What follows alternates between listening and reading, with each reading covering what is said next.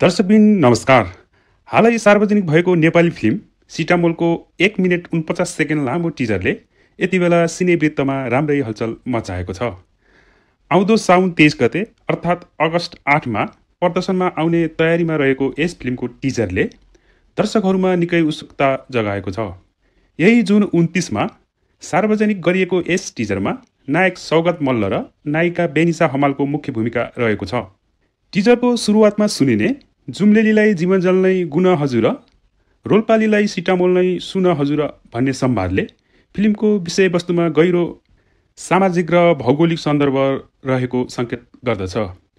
यो संवादले भौगोलिक विविधता र त्यहाँका मानिसका आवश्यकतालाई प्रतीकात्मक रूपमा प्रस्तुत गरेको देखिन्छ।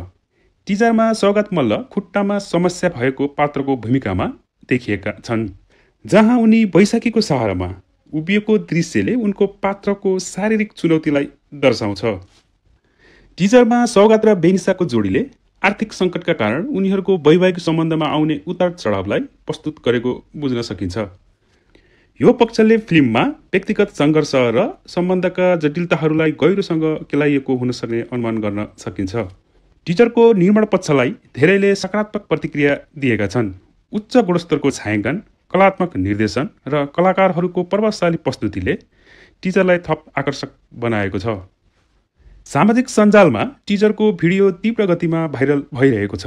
धेरै दर्शकहरूले यसको निर्माण शैली, संवादको गहनता र कलाकारहरूको अभिनयको खुलेर प्रशंसा गरेका छन्।